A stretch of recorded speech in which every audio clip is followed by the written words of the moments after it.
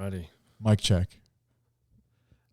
Oh, just in time. How amazing is it? So there was a lawnmower going on, like incredibly loud just now, and then right when we pressed record and went live, it stopped. How often does that happen in audio, in the audio amazing. world? Never. This is we're living in another universe at this moment. Yes, this is unprecedented. This is Something our just happened. simulation. Yes. All right, here we go.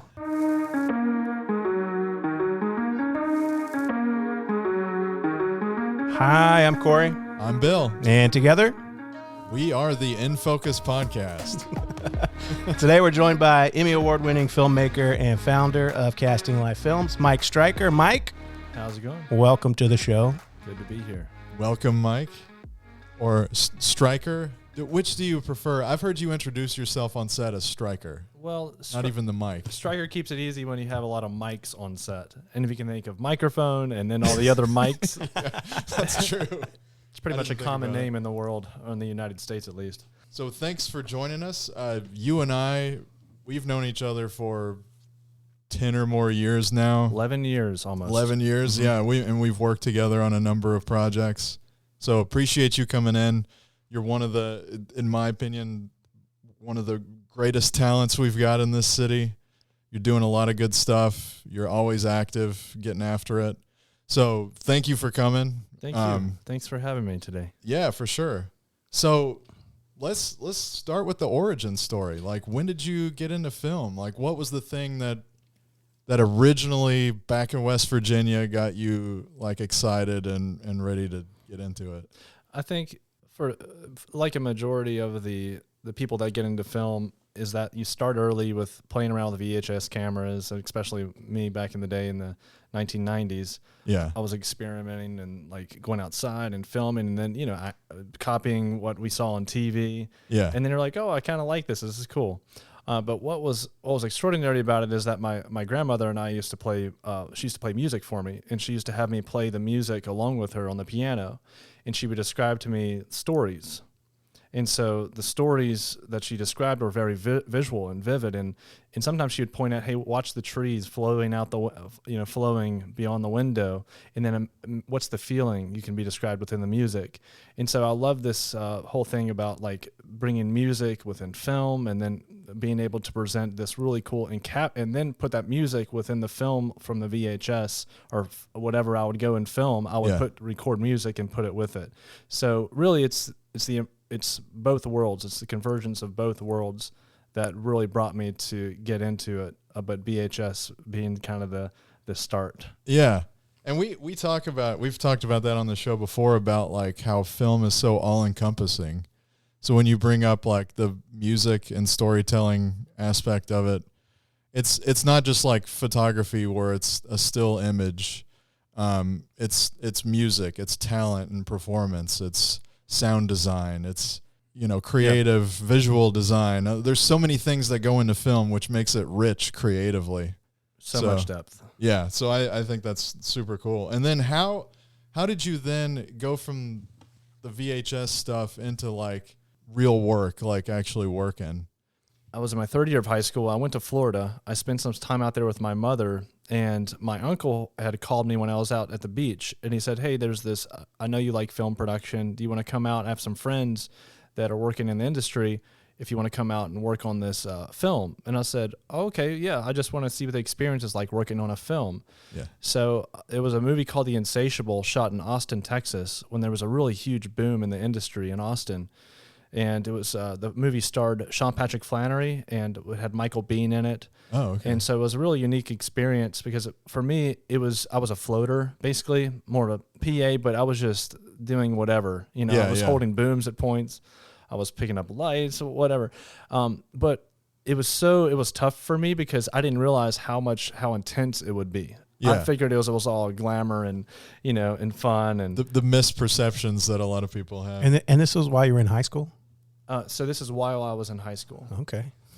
So I worked on it for about 2 weeks roughly, and one day I went home, basically went to my uncle's house, and I said, I just want to go back to the beach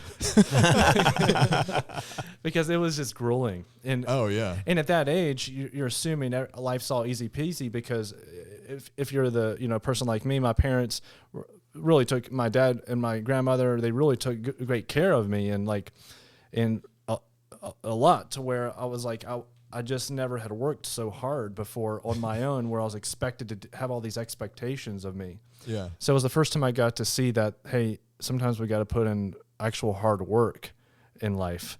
And I'm glad I had that experience, but I kind of wish I would have stuck it through, but I'm okay now, because I've had a lot of tough and hard work since that day. Yeah. And that's what SET is, like that's why a lot of people don't continue with it, because it is a grind a lot of times. It is. Yeah. And so when did you then, from that point, you said, I just want to go back to the beach, it's a lot of hard work. When did you decide then to like make a career out of this and get into it? Yeah, it was a year after that. There was a film.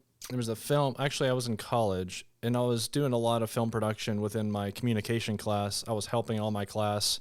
It was more about TV, news and media sort of thing. So, but I was like, I wanted to do creative stuff. So I started building this reel and basically doing creative shots, little commercial stuff with some of the best students in the program. And eventually there was an agency that caught onto some of the work that I was doing. They ended up hiring me. They're called the Barnes Agency when I was in my first year of college. So they got to see some work I was already executing just earlier on, and they liked it. So they hired me to do some other commercial work. Well, with that, I basically mixed up the entire reel from work I had done with the college and work I had done with an agency. And somehow through the program, there was we got a call to request for a camera guy for this film coming up in West Virginia called The Wild and Wonderful Whites of West Virginia. Yeah. And so that was actually that would have been my third year of college at that point, though. That was later. That was after the first 2 years of building that reel and everything with the Barnes Agency. The third year is when I got the call for the Wild Whites.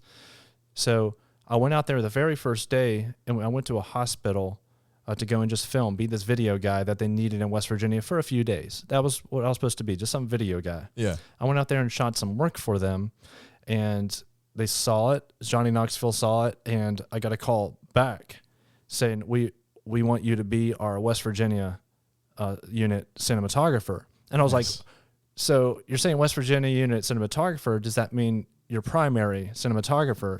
Because I was like, I'm in West Virginia, and this is where it's all taking place. Yeah. And so that's what it became. And Nice. my first film, documentary I'd worked on was, and actually completed as a cinematographer, was The Wild and Wonderful Whites of West Virginia, and that was in 2006, I believe. 2006 or 2007, somewhere in between that. Yeah. And then 2008, Wild Whites was released. And that was a wild experience for you. Oh wasn't yeah, it? 1 year of going down a rabbit hole of backwood Appalachia. Yeah. Of a place even I didn't visit, even living there and growing up in West Virginia, because I knew better. But Yeah. But the film allowed me to enter a world I would have never seen before, and that's where I was like, you know what, this is really amazing that you can start to document and capture these unique stories that you would never see unless you were open-minded about, like, there's another life, there's other people's lives out there, it's not just you. Yeah. And for me, it was an eye-opener that I wanted to definitely pursue the industry. That's awesome. On my own, and start doing my own thing and building my own company from there. And was that around the same time you worked on We Are Marshall? We Are Marshall was in 2008, I believe. I just went out there and assisted with the camera, and it wasn't a lot of stuff I did with We Are Marshall. I spent some time with the gaffer and got to learn some bigger things about really major motion picture work versus the first film I worked on was an independent film. So there's actually a huge difference when you see a studio film versus an indie film. Yeah. You still have the bigger actors, but the whole production side of things is very unique, and you have to meet those experienced, wise people that are just calm and collected and like, no, it's like, Yeah. you don't want to do that, but here's what you probably want to try. Yeah. This is what, after my 20 times of screwing it up.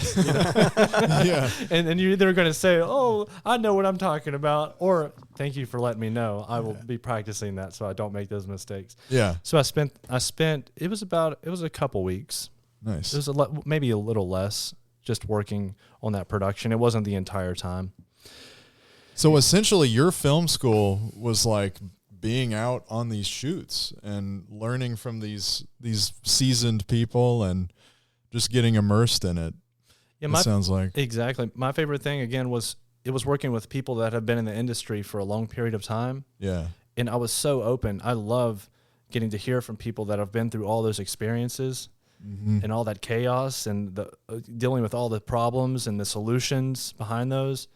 And getting to hear these people, and because at this point they've seen it and they've been through it so much and they understand it so well, why not take that time to learn and listen to become a better filmmaker? Yeah.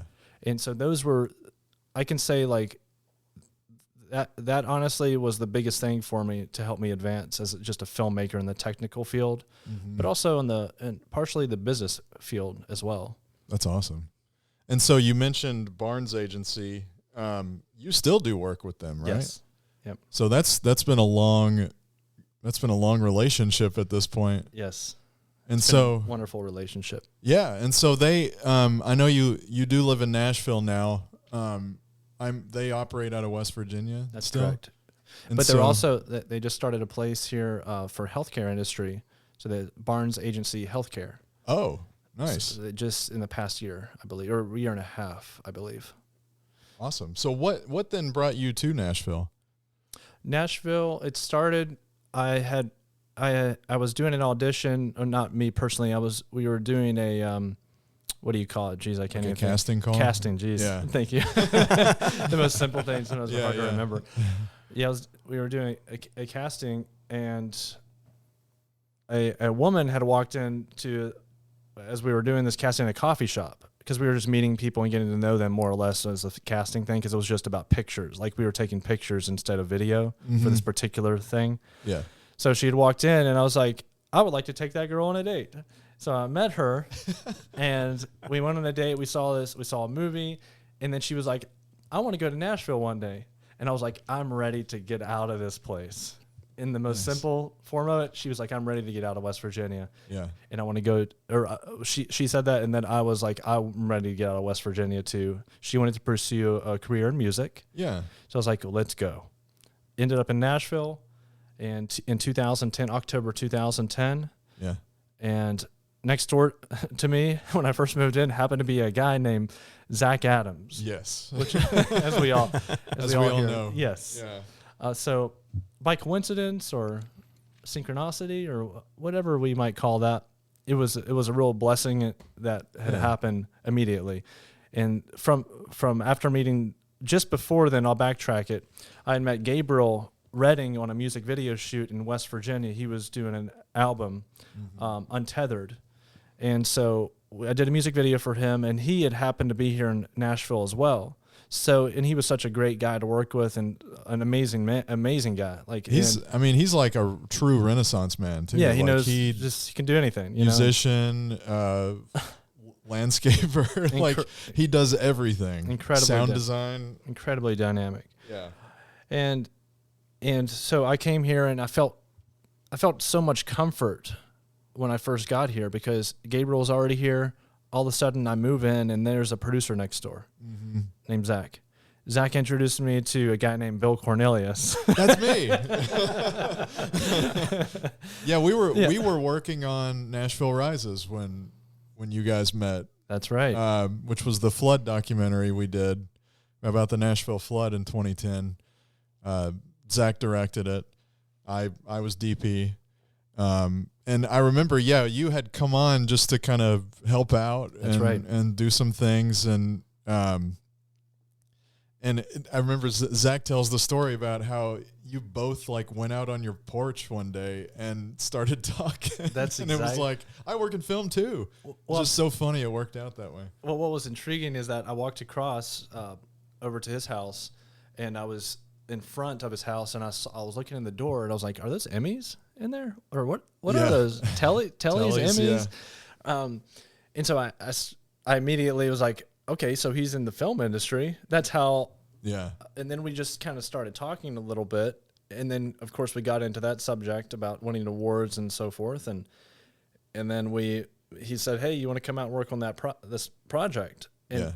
And of course, it was like a really big deal for me to get involved with whoever I could, first of all, but it was even better knowing that I had a neighbor that was actually a really great, genuine guy. Yeah. Super talented in producing and like just putting the bigger picture together. And we could really work as a team to start doing that. And then you, Bill, coming along, and it's all of a sudden I was like part of this like brilliant team within like, a week of being here. That was the beginning of the power team. Yeah, I was going to say, is that the power team? Yes. It's where it all started. Yes. We have a thing, hashtag power team. We just kind of call our collective group of people here in Nashville. As our powers combine. We are power team. Not Captain Planet, but the power team. Although Captain Planet was a great, interesting yes, a good environmental message in that cartoon. And so Casting Life, when did Casting Life Films come about? Was that before you moved to Nashville, or was that right around the... That was pretty much right on the brink of it. Okay. Because it was in 2008 when I started my company. Oh, okay. Officially. Like I already knew that in my head it was a company, but it wasn't official. Right. So, which is true for a lot of like people. In 2005, I felt, or 2006, I was like, okay, I have a company now, but I have to get it. Yeah. Secretary of State and all that stuff. And so I established that in West Virginia and called it Casting Life Films. And then I decided to go on my journey with the company. What would that mean? What would, for me, like it would mean that I would search for whatever comes next of things I would love to do and pursue in the film world. Yeah. Biggest thing in my mind, of course, is making films, making movies. And that's not exactly what came up first, other than the documentary that I worked on and some of the films that I worked on. But as a company, I wanted to make films, as a lot of companies do out there. Yeah. But, you get wrapped up in other things, such as being in Music City, there's going to be music videos. Right. So music videos with Zach, Zach in particular was really the introduction to working on music videos.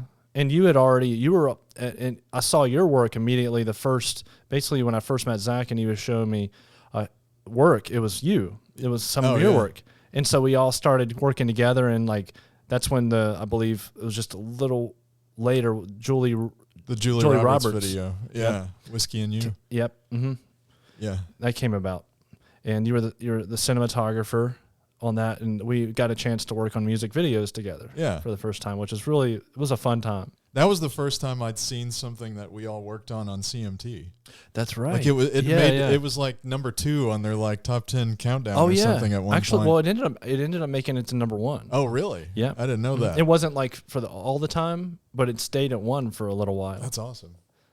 So as our first real, music video. Now, documentary, Nashville Rises won Nashville Film Festival. That's true, yeah. That's right. And which was just beautiful. And, there was a lot of cool stuff that happened back to back, like in a wonderful way. Like, it was just nice because as a collaborative, we all wanted to do something that was beautiful and meaningful. And I know that people resonated with. And themes that matter, and like for life in general.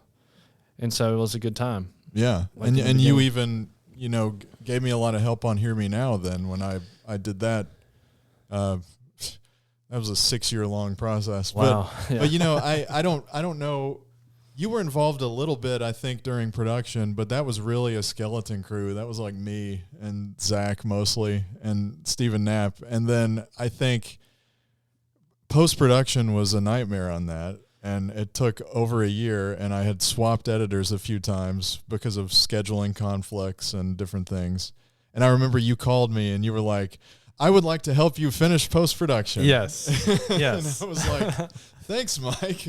I'll Yes. take any help I can get. Well, it's a special film, and it had a lot of purpose to it, and there was no reason for it to be shelved by any means, or just not continued to be worked on and executed to be presented to people who needed this in their lives. And we crossed the finish line, so I owe a lot to you for that. Well, thank you. Thank you. Well, I owe a lot to you as well for just letting me be part of that, because for me that's actually a really big deal for me. It's like, how can we actually help people and get to be I guess progress internally and to help find themselves, I guess, love within and know that they're special and everyone has a gift and there's no reason to get lost when we can actually have something really special to, I guess, to move forward with in our future. Yeah. Which is ourselves ultimately and our gifts. Exactly.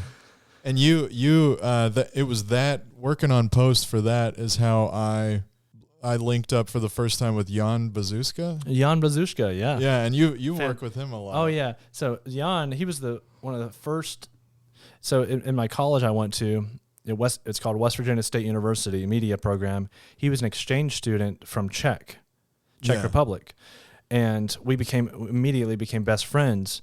I knew he had the, I guess, the charisma, the passion, the drive. To really do it. And now he's out in Los Angeles, just to kind of fast forward, he's in Los Angeles now. He did the movie Midway, which is the director of Independence Day. Roland Emmerich. Yep. He did the sound design and so forth. So he's killing it right now. Yeah. And with that passion and desire, like those are the types of people, we don't always come around people with the same desires as us in the film industry, but it's good to be around those people that really want to do something, but also want to be a collaborative at the same time. And Jan was that person. We helped influence each other and build and grow together. Like at this college that was just really, it was more about TV, like news. Yeah. But we were like, we're here in this state of West Virginia, this little community. I mean, it's a community college, but it was a university when we got there, but it was really a community college, how small it was. Yeah. We're like, we want to do something greater. It was that big old, like underdog Let's get story. out of here. Let's do it. Let's do it. Yeah. Now, Mike, I come to understand you also have some other international connections. Yes. Yes. So I did a short film in Thailand as a starting point here. I did a short film in Thailand for the royalty. They wanted different filmmakers from all over the world to come and make a short film, or it'd rather be a documentary or a narrative film about a specific area of Thailand. And the place that I had made the film, we ended up writing a short film about, was based in Sampam Bak, which I don't even know if that's how you say it.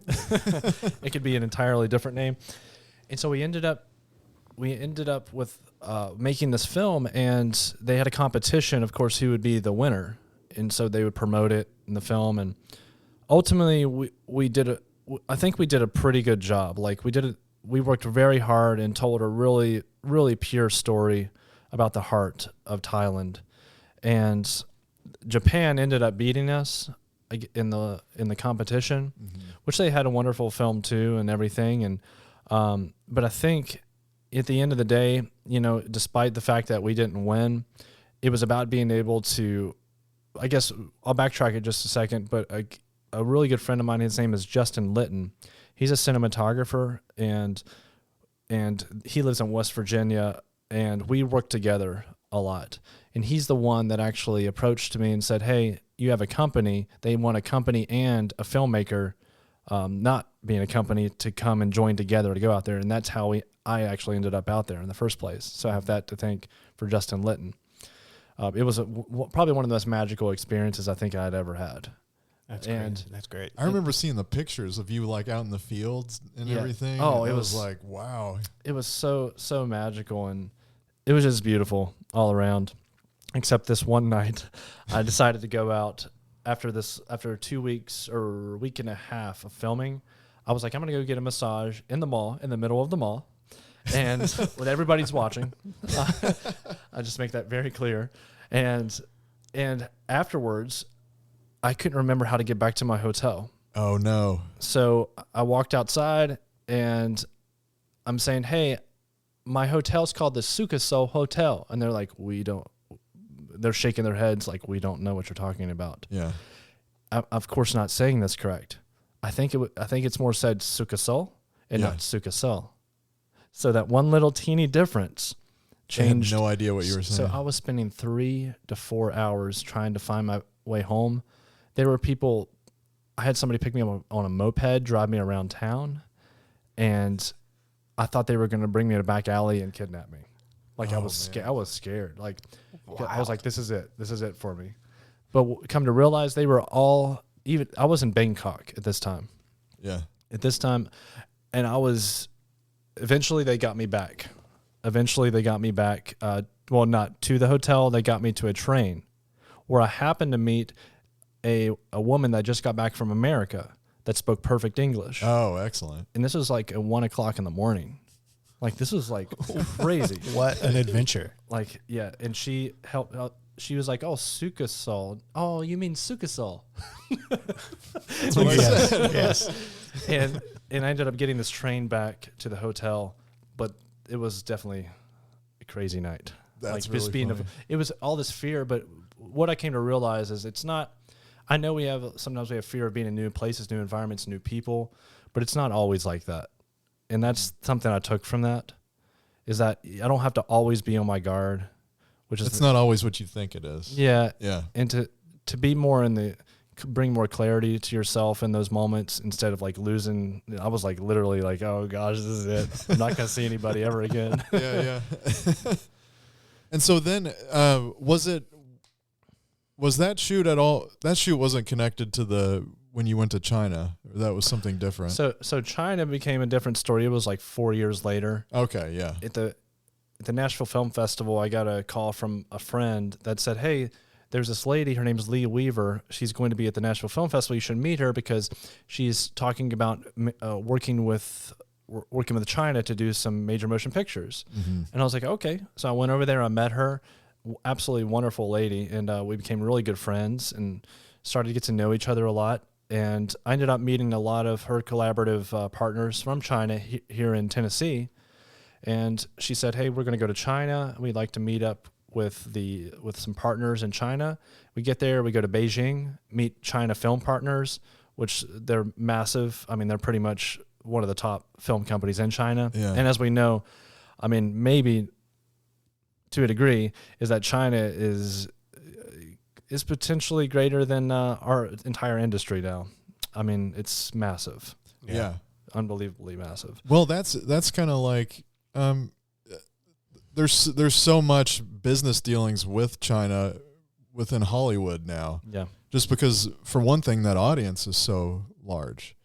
You know, those are the ticket sales that Hollywood looks for. Absolutely. The Chinese market. And so we see a lot of that kind of the industry here in America kind of trying to appeal more to that Chinese market.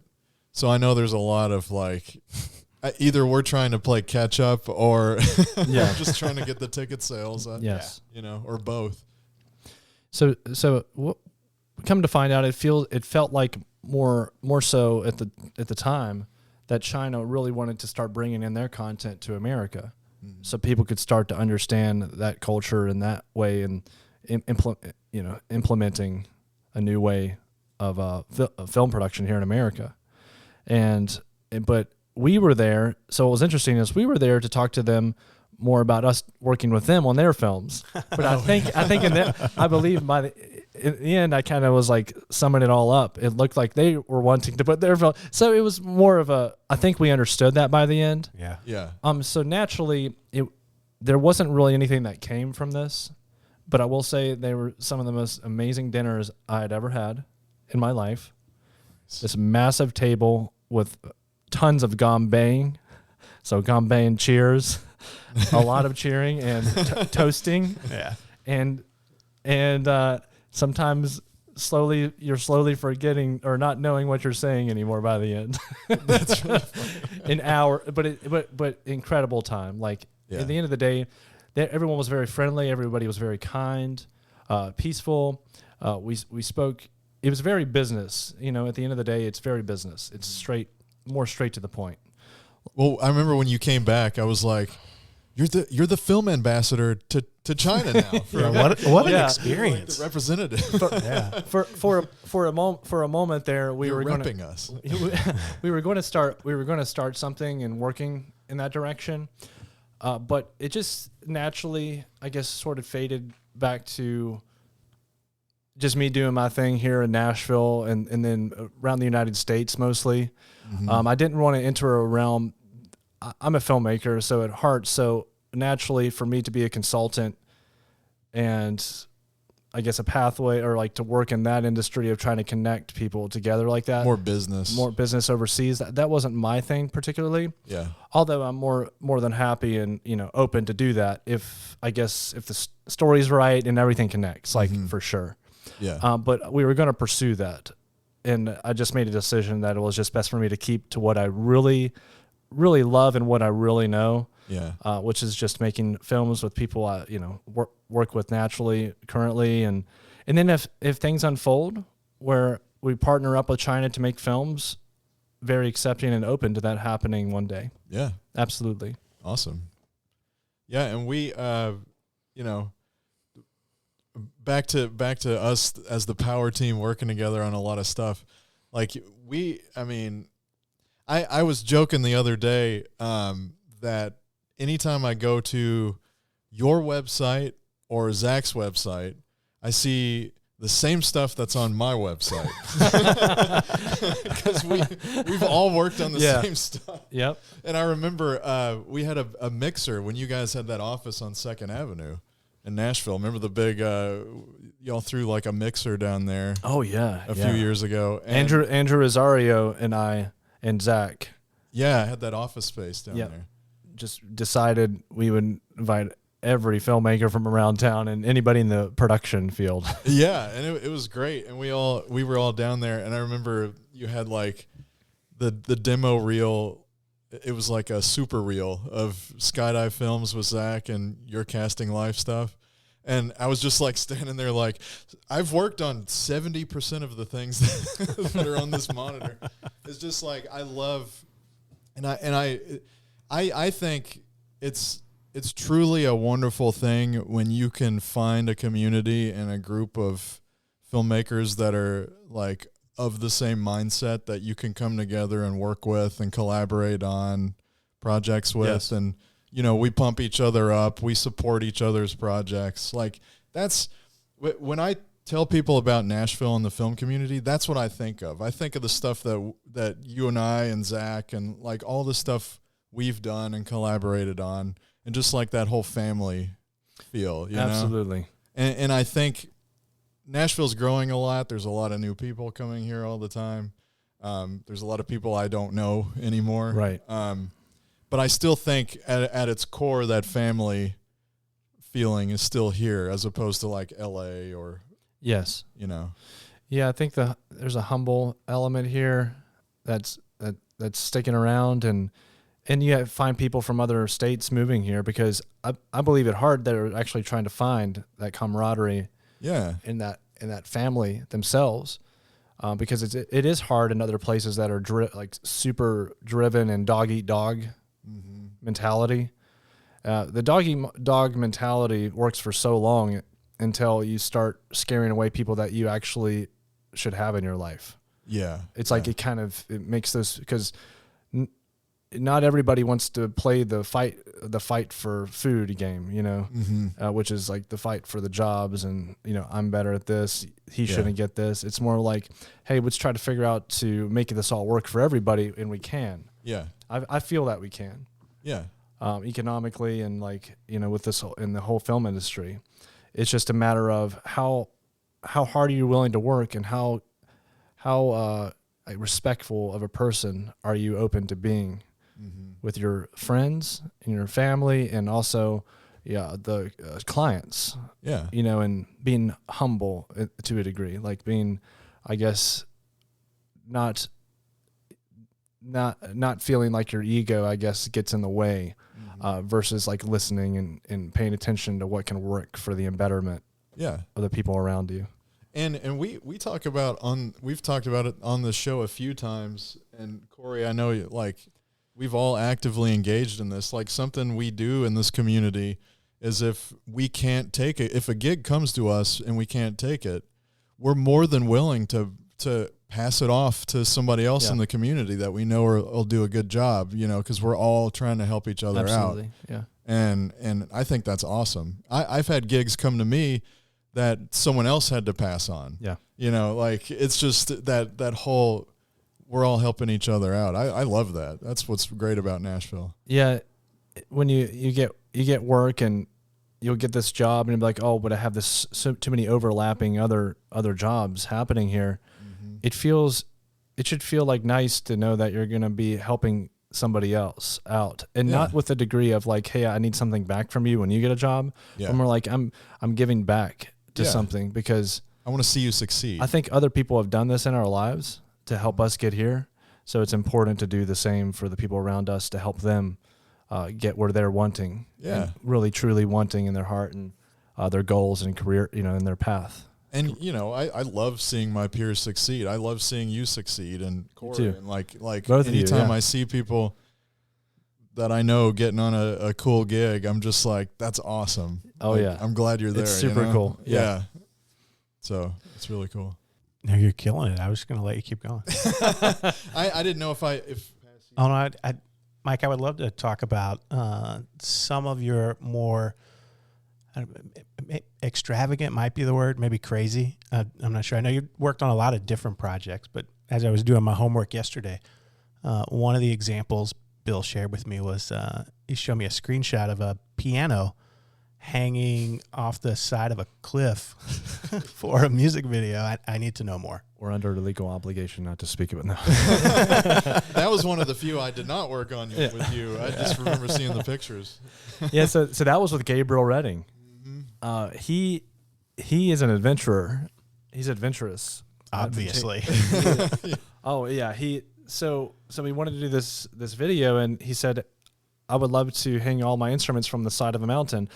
And my first thought was, let's do it. Because I'm the same way. Why not? When it comes down to it, and visually, you want to have that.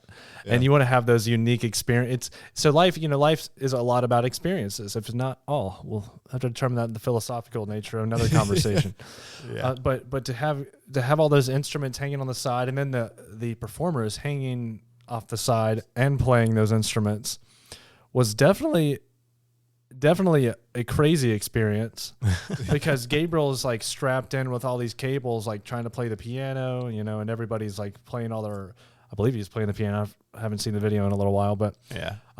But all those just players hanging on the edge. I'm like, we're not thinking clearly at this time, because it's kind of like, what were to happen if? There was not one question of that. It was more of like, someone could get hurt, but we weren't like, what would happen if? Yeah. Yeah. And I guess it just comes with that younger. I mean, not that was that long ago, but we got caught up so in that moment of how cool it was. You kind of forget about the other side of things, which is like, hey, maybe, maybe we should think about maybe doing things even a little safer. And to be clear, it wasn't just a cliffside. It was a cliffside over water. That's right. So that was the positive note to it. So if everybody fell in, hopefully they just landed in water. To be clear, I feel like the picture I saw, there was a lot of rigging. There was.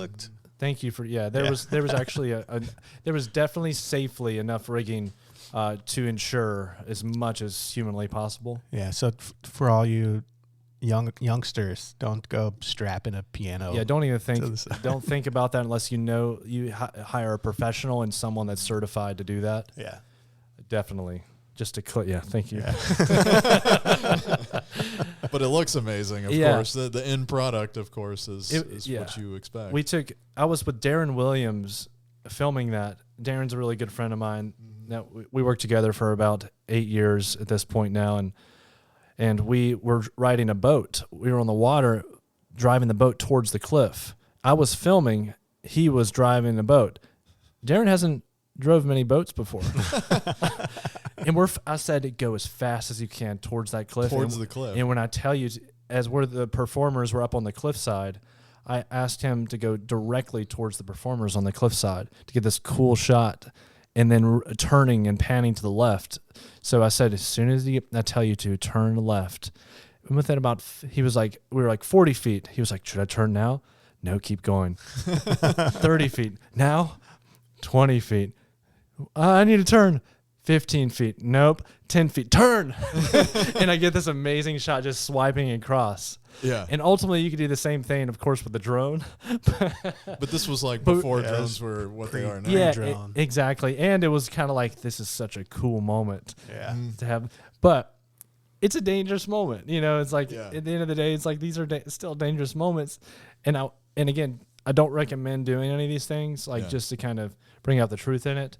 You shouldn't do these like really on the borderline dangerous things like this without somebody seeking professional guidance. And always make sure you seek professional guidance before you do it. Even though it seems like the coolest thing and the most fun thing, we just don't want to put anybody in a compromised situation where anybody can be harmed in any way. And I believe in this shoot we did mostly the best job we could, and no. The only person that really could have got hurt is probably me by telling Darren to run into the close side with a boat, you know, and that would have been disastrous. But and then have a piano fall on and you. then and then everything, you know, the domino effect. Yeah. But it was fun. It was a great time, and I wouldn't take it back for and anything. the thing is, you bring up the point about like, yes, safety is very important, and you know we can't emphasize that enough as filmmakers. Like that's very important because a lot of times people I've been there too. You get like obsessed with the shot idea and you're like, look, I can do this. And my big thing I've mentioned is that I rode on the front of a speedboat with one hand on the boat and one hand on the camera. Oh my gosh, it sounds similar to it again. Yours sounds worse though. I got a really great shot, and it taught me that I have like a steady shoulder of steel when it comes to holding the camera steady. I don't recommend that. I feel like everyone who's like really into shooting is gonna do something like that at some point, but exercise caution. Yes. Take the high road with some. What's the word? Is it cocky, or is it when you're like, hey, I've done this, I can do this again? Yeah. It's like there's a limit to that. I'm pretty sure there's a limit to that in life of how many times you can get away with it. And then with that weird, I guess you could almost say arrogant kind of attitude or whatever, to say like, I'm really great at this, I can definitely do that again. Yeah. And you've already tested it once and it was already dangerous, and now you're trying to show off, which is what's naturally happens. Like, I can do this. I'm proven. Those types of things are not those. I would say probably 95% at least in my life, if not more, have not come out good on the other end by doing that. I'm just saying that's me though. I don't know. Experience. Yeah. I believe that. Yeah. So the piano hanging off the side of the cliff probably sets the bar pretty high. Yes. But have you done anything even remotely extravagant for other projects? I think just naturally hanging off cliff sides is kind of the biggest thing. Even like taking cameras and hanging them off, you know, like I don't think there's anything extravagant other than it was the second day, I believe, on the Wild and Wonderful Whites. The director had come in. He came in from Los Angeles, and the very first day he brought us out, we walked into this apartment complex, and there is a guy holding a gun across the hallway to a person yelling at that person with the gun. And I'm walking in with the camera for the first time with the director. This is my first impression with the director as well. Like face to face and all these things. I walk in and he said, "Get up there and film now." Like in a very much nicer way. He was more like, you got to get that shot. Yeah. Like, of course, we need start filming. Yeah. It's like, start filming, get in there. And I was like, they have a gun. There's a person yelling. And this is like genuinely more of my genuinely first real experience, like in this documentary world. So if you can imagine, you would think something like this would have some serious triggers for me later on. Yeah. But thank God I haven't had those experiences before. Yeah. But I got up there and filmed, and a cop came flying through the doorway, past me, up the stairs, and he escalated the situation, but I caught it all on camera. So as far as like these types of situations where they're just a little bit more intense and could be very dangerous, that I would describe that as probably being it's up there along with more so than the cliffside for sure, because it's the unknowns. Yeah, there's no rigging for that social situation. Yeah, you can't just tie some ropes around those people and be like, hey, let me tie the rope around that gun and put it up there and hide it away. You can't do that. No, but yeah, that would probably be the most crazy experience I believe I've had. Yeah, that would I think that'd be up there for me. Yeah. And then 1 year later, in that production. All the different experiences from that point on. There were some wild ones, but that was probably second day was definitely the craziest. I can't even imagine. Yeah, that's a lot. Yeah. Now, do you have a preference? Like, I know you've done quite a bit of documentary work, music videos, commercial work. Is there a particular genre of production that you would like to gravitate towards? Yeah, narrative production is definitely what I would. Again, ultimately, a lot of filmmakers, including myself, would love to be more into narrative. Mm-hmm. Now, the concern, of course, is always like, hey, do we have that script? Do we have a great story? Do we have something we really believe in? And do we have the funding? Yeah. Yeah. And exactly. The first part is, I believe, is for me personally, it feels like the hardest part is finding that story that works, that's just right. Like, I sometimes, I'm not a perfectionist, but sometimes I get so wrapped up, like, I just don't think it's truly that one I would want to really dive my whole life into, at this moment. And that's one of the hardest things, I think, for me, is to find the story that completes me, my inner self, my soul, resonates with my whole entire, existence, and that sort of thing. Yeah. And it's tough. It's really tough, because I believe if you do find that, the funding and all that stuff, that's just a feel, and that's a material thing that will come. And nowadays, like, I would even make a film naturally that's something I believed in so much, I wouldn't even be concerned too much without the money that's returned, unless there's investors, of course, on the back end where we have that agreement and that's the way we're rolling it. But if something's so deep and so personal in its own art form, sometimes you just want to make that painting and put it on your wall and like have it as something that you did in your life. Right. Yeah. And and I think, I don't know if a lot of filmmakers are open to that or are okay with that. But I know from a business perspective, you can be funded and you can have those agreements up front, or you can have the people come along and say, hey, I love your idea and I believe in you so much, I'm willing to just fund your art and do it for you. I think that's actually still possible.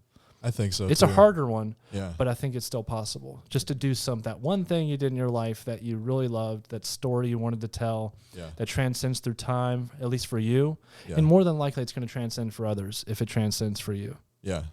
Yeah. I mean, people have varying degrees of disposable income. And to your point, like whether it's through crowdfunding or much larger investors, like there's always someone else in the world that shares a similar perspective on life as you do. Like if you have that story to tell and they feel as passionate or nearly as passionate about it, like let's make something beautiful together, right? Absolutely. Yeah. Yep. And I think the big hurdle for a lot of people, and I've thought about this myself and had to come to terms with it, is fear. Yes. A lot of creators fear sharing their idea, or they fear getting rejected, or that nobody in the world would ever want to invest in my idea. Yes. They get the fear, and that slows them down. That's a roadblock for a lot of people. And I think that's probably the roadblock for a lot of creators is fear. So it's just kind of putting yourself out there in a lot of ways. When you do have that story that speaks to you, don't be afraid to, just talk about it. Yes. Pitch it. There's the whole joke about like, no, would you like to read my screenplay? And everybody's like, no. Yeah. No, it's like, of course. It doesn't have to be like that, but like just a 2-minute pitch, Yes. What do you think about this? I'm thinking about this story idea. What do you think with your friends or whoever? You never know. Just don't be afraid to. Yeah, I would say like if you're really passionate about it, like put it out in the world. Yeah, like, absolutely. talk it up. be its biggest fan.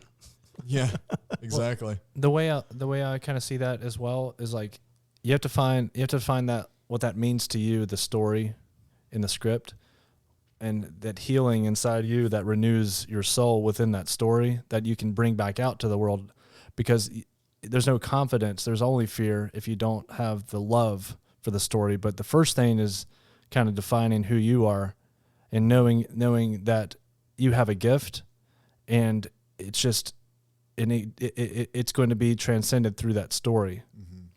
And so then you can go in with that confidence and present it to everyone else without having any fear whatsoever. But I think you have to kind of backtrack and say, like, is this what I really want in my life? Do I really want to make a screenplay and then make a movie? Is this what I am? Is this who I am? Sometimes I'm not saying that everybody says I'm going to be a filmmaker is going to be a filmmaker or they're not. But sometimes people just at the heart of it are not filmmakers. They may not be filmmakers. There may be some other calling out for them later on. Yeah. And then there are the ones, their calling is 100%. They're not going anywhere. They're sticking with it. Yeah. Yeah. So, but I think it's about finding out who you are. Yeah. Before we can get to that first step of defining the script and the story you want to tell, which in return will bring the confidence, the true confidence. And I'm not saying like, as a filmmaker, you can't go. As a filmmaker, it doesn't matter if filmmaker or not. I think it starts with that. It starts with you. Yeah. There's a really great, I don't know the exact quote, but there's a quote from Christopher Nolan where he says that, you know, when the writer or the director or whoever it might be on a film truly loves and is invested in the work that they're creating, it comes through the screen. Absolutely. Like you can see it. And there's, I wish I could find that quote, but Christopher Nolan mentioned that. He was like, that's the kind of movies I want to see. I want to see movies where you can tell the filmmaker was on fire for that idea. Yes. Because you do see it. I've seen it, you know, where you just like, it may not even be the best film, but it's got a vibe about it where it's just like, this was made from somebody who really believed in the idea. Yes. You know, like there was some commitment. And there's just something about it. It's got like a different feel. It's not commodified as much, I guess. Absolutely, man. Just understanding the truth of who or what your gift is. In knowing if it's in film and you have that fulfillment and you can express that with love to others, like, hey, I have this idea and I want you to know about this. It's something I've been like, it's on my soul. I can't stop thinking about it. It's like, you can feel the essence that coming through the person versus like, oh, I have this idea. And then either they'll ramble because they don't really quite know and they're trying to figure it out, or they don't really want to talk about it because they're not sure 100% that they have something ready to go, you know? Well, big word of advice to people that are, young and coming up is just like in my experience as a writer, the best ideas are the ones you cannot stop thinking about. The ones that keep you up at night, literally. The ones that every day you're just like, oh man, this idea. I just keep thinking about it. Like seeing it, you know, like every day you're thinking about it. Those are the ones. Those are the ones that whatever the universe has sent you the lightning bolt. Yeah. You know, that's zapped. Take it. Take it. They zap you. Don't do like I did. I mean, there's something to be said about going out there and creating, which I think everybody should do. We talk about that a lot. Like go out, create, don't sit, twiddle your thumbs, exercise that muscle. But when I was in my 20s, and I've talked about this at length, is just I would just make things because I felt like I needed to. I had to. And a lot of times the stories I was committing to weren't the ones that were keeping me up at night, that I was obsessing over, that I was feeling in my soul. And it shows.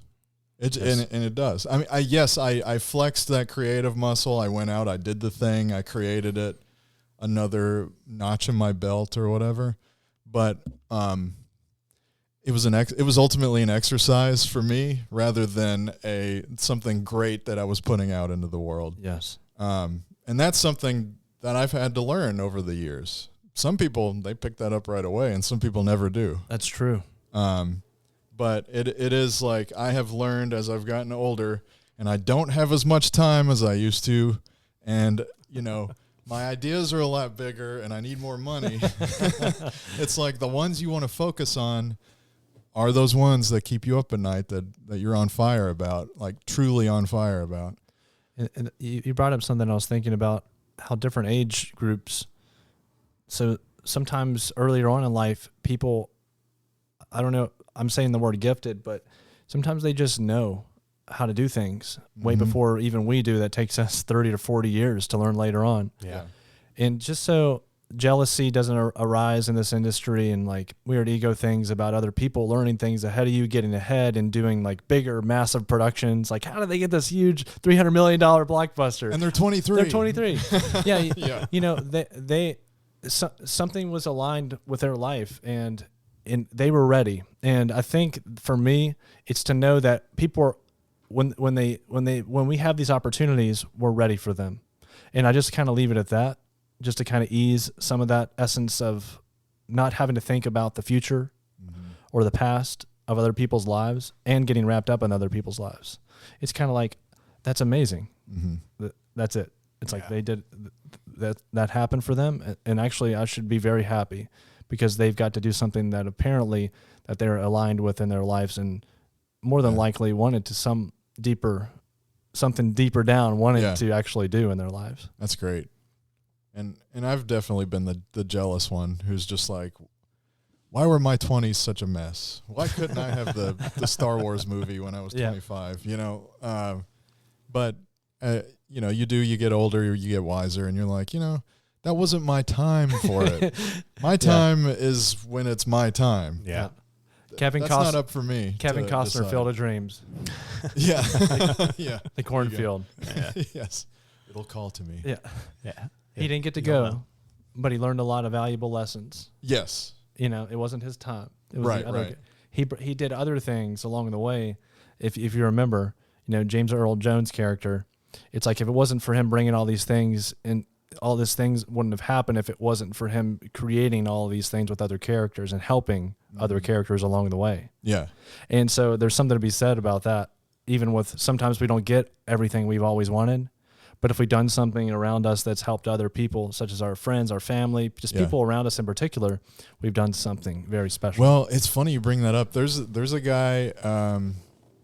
So I DP'd a short film back in 2010, and one of the PAs on that was a Watkins student, he was a student. He was just helping out. He was observing, and he was kind of looking at a lot of the stuff I was doing, and kind of seeing me as a mentor almost on set. And he was asking me so many questions about my work. He was like, so you do music videos, right? And I was like, yeah, I've done a few music videos. And so all throughout the set, when we'd be in the middle of setups, he would be asking me questions about what it's like to work on a music video and what it takes and what are the challenges. And he was interviewing me basically.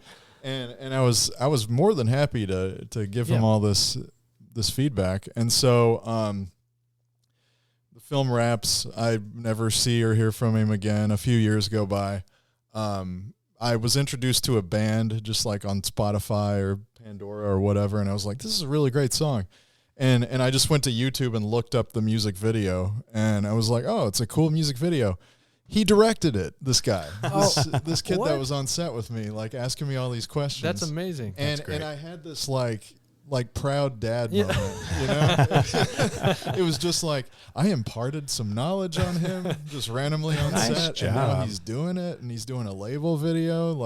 And that is that's great. That's incredibly special. I'm happy for him. You got to give gratitude and thanks. Yeah. For being, you were there at a time when this he needed it. Yeah, yeah. And you know what I mean? So there's something special to, I guess, all around when we're doing this. Love thy neighbor sort of element. Yeah. Pass the wealth of knowledge that you have. Yeah. Ooh, I like that. Yeah. The wealth of knowledge. Mikey, you've dropped so many knowledge bombs, I feel like, and just like little nuggets of advice as we've been chatting. But if you could give one piece of advice to a young filmmaker or creative that wants to get into the business, what would that be? Always be thankful for the people that were there for you in your life. I think that would be the biggest, and this goes along, of course, for outside of our industry, but be thankful for the people. Remember those ones who were there for you. Mm-hmm. Because ultimately, if you do that, it's going to open you up to being there for others along the way. And in return, I believe there are blessings that come along with that for you and help you become a better person. And being a better person will ultimately make you open up your creativity and help you work with others. Yeah. And it influence others and also your collaborative to become stronger throughout time. Yeah. Yeah. And people will want to work with you. Yes. That's the thing. That's a massive. There's a number of people we've mentioned on this podcast that we're more than happy to drop their names numbers of times because they're such great people to work with. Yeah. We want to call them out, And it goes to what you're saying. Just be good to people. Be grateful for the help you get. Yeah. Yeah. Do you have any big projects or anything currently working on we need to be on the lookout for? So there's this amazing martini, or there's a show. It's called Rob Floyd Entertainment, and he mixes martinis. And it's one of the most fun shows I work on. We have this whole studio built in Franklin, Tennessee. Nice. Which is super cool. He's an amazing guy, super fun, and the show is very fun. And afterwards, he mixes all these amazing drinks, and we all get to have a little taste afterwards. Oh, nice. So you actually do have the martini shot. Yes. Literally. And so this show started right at the beginning of the Corona deal. He had called me about coming to talk to him about potentially doing this little Zoom call thing. And I was like, okay, yeah, he's right down the road basically from where I live. And of course, I'll go and check it out. All of a sudden, we're talking with this company from New York, and we ended up starting this really cool show. And throughout a year and pretty much a year now, we've been doing this show, it's grown exponentially. And so now we've been able to go from his house. We started out in his house to owning rents a huge studio in Franklin, Tennessee. That's awesome. So that's the most fun thing. And then we've just wrapped up with the Trace Adkins music video, the Heartbreak song. You've worked with him a lot recently, right? Yep, I believe we have seven videos. Really, that many? Yeah, that's cool. No big deal. Yep. No big deal. And Greg Baker is his manager, and he's such a wonderful man and a really hard worker. And I met him a long time ago, and we just hit it off, and just knew, I could tell he had really good classical work ethic, like really strong work ethic, and really cared about making things quality. Yeah. And so I was like, okay, we're definitely going to be working together. Yeah. So Greg, his manager, introduced me, and we just began working with Trace and producing quality music video productions. That's awesome. That's great. That's really awesome. Cool. Bill, you know what time it is? I believe it's time for the lightning round. Yes. We're trying to come up with an intro for it that's got funny fun sound effects. I know, we're like 8 or 9 episodes in now, and we got nothing. Yeah. We keep talking about John Bailey. You know about John Bailey, the voiceover? John Bailey. Voiceover guy that Zach and I worked with, and now he's like out in Hollywood. The doing Honest Trailers guy? and stuff. Oh, what? Yeah. I didn't know this. Yeah. Yeah, this guy's legit. We've been thinking of getting him to do the lightning round. If we name drop him enough, maybe it'll just happen. We'll just will it into existence. Yeah. All right. Well, here we go. All-time favorite movie. Shawshank Redemption. Excellent choice. Excellent choice. Quick answer too. The last movie that you watched. Twilight Zone. The old one, or is the, Like new the one? anthology? The movie. Yeah. 1980. Oh, the old. Oh, Steven yeah. Spielberg and Yeah. Was it John Landis? John Landis. Yeah. Yep. Nice. Favorite director. That's the biggest, hardest question for me, to be honest with you.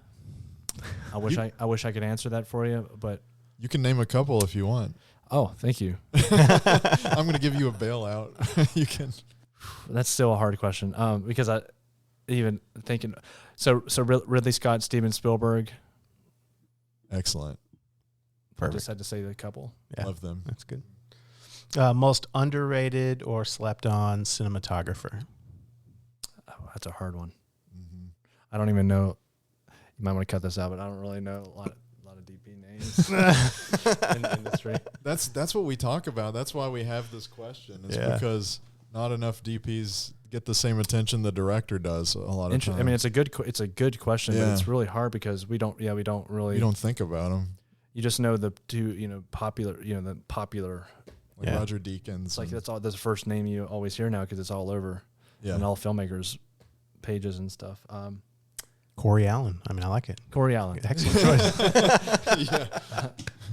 Mike Stryker. Mike Stryker. Bill Cornelius. All right. Coffee or tea? Coffee. Yes. Coffee. That's a win. Always. A nice brew of coffee in the morning. Yes. Do you like a really strong coffee, medium roast? Yeah, I like it mellow. Okay. If I'm on the road, I don't mind going in there and getting some gas station coffee, which is just basically fuel. Yeah. Yeah. Body Motor fuel. oil. Motor oil coffee. Nice. All right. Pineapple on your pizza? Yes. Pineapple on my pizza. You can leave. You're free to leave. Okay. It's been great knowing you guys. See, Corey does not like pineapple on the pizza. I'm surprised. Oh, really? I can I'm deal with it. surprised. Like so many people that we have talked to are like, sure, yeah, okay. Yeah. I like the pineapple and pineapple and ham. Yeah, like a Yeah. Hawaiian pizza. Yep. You know what? I I don't think- think I'm ready You to can't try do it. the pineapple? I don't think so. I think Is it Mike's the first to answer yes. Yeah, like a definitive Different. yes for Yeah, sure. definitive yes. Because that's actually what I normally order. Really? Right. It's not like it's just a special thing here and there. It's like, I want that pineapple in there. Nice. Give me that pineapple or I'm going home. I don't know. I think in my mind, I think it's just like a texture thing. But I mean, I assume it's cooked, so it's not as like watery and mushy as typical pineapple. Do you like the acidic substance from the pineapple? I love pineapple and I love pizza. I don't know if I'm ready for the marriage of the two. So are we to understand that you haven't eaten pineapple on your pizza? No. I know of a great therapist. So you don't could even know go what to. you're missing. All right, I'm feeling attacked. We're moving on. Next question. We came into you hard on that one. know. Yeah. Jeez. All right. Favorite camera? I These don't are like hard ones. I don't like answering this, but I do at the same time. It's Alexa for sure, but the Red's so far up there. Like I can't put that at number one because I love the look of the Alexa. Yeah.